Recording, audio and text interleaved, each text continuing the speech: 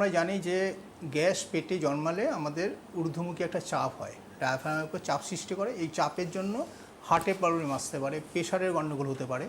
এছাড়া আমাদের দেখা যাচ্ছে যখন আমরা কিছু খাদ্য খাবার খাচ্ছি ভালো করে চিবিয়ে খেলাম না, না খাওয়ার জন্য পেটে যাচ্ছে সেই গোটা গোটা জিনিসগুলোই যাচ্ছে, হজম ভালো হচ্ছে না, এই জন্য গ্যাস অম্বল অ্যাসিডিটিও হতে পারে। এছাড়া দেখা যাচ্ছে যে কারোর হয়তো পায়খানা ভালো পরিষ্কার হচ্ছে না, সেক্ষেত্রে হতে পারে। কারোর যদি রাত্রে ঘুম না হয় সেক্ষেত্রে হতে পারে।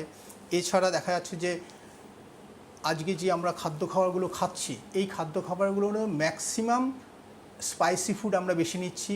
আমরা মানে বলবো যে সহজপাচ্য অথচ ঠিক সময় খাওয়া, ঠিক সময় বিশ্রাম নেওয়া এবং পরিশ্রমটা ঠিক করা, অর্থাৎ মিতাহার এবং পরিশ্রম ভূগত অশ্বিনী কুমারদ্বয়, এই কথা আমাদের আয়ুর্বেদে বলা আছে।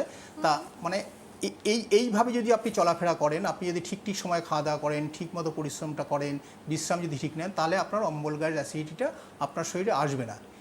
এছাড়াও দেখা যাচ্ছে যে আমরা যে সমস্ত খাদ্য খাবারগুলো পাচ্ছি মানে নিচ্ছি, হ্যাঁ, এবং দেখা যাচ্ছে যে কোনো টাইমের কোনো ঠিক নেই এবং আমরা দিনের থেকে রাত্রে বেশি খাওয়া দাওয়া করে ফেলছি।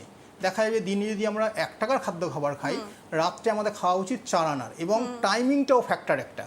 এখন দেখা যাচ্ছে আমরা ঘুম থেকে উঠলাম, পায়খানা বাথরুম সারলাম, পায়ের তলে নাভিতে তেল দিয়ে যদি স্নান করে এলাম, স্নানে পরে 1 গ্লাস জল পান করলাম, টিফিনের সাথে 6টা গোলমরিচ দিয়ে যদি আমরা খাদ্য খাবারটা চিবিয়ে খাই এবং মন দিয়ে খাই, এবং খাবারের সঙ্গে কোনো জল খাওয়া যাবে না, এইভাবে সকালে দুপুরেও ঠিক সেম যদি খাই গোলমরিচ দিয়ে।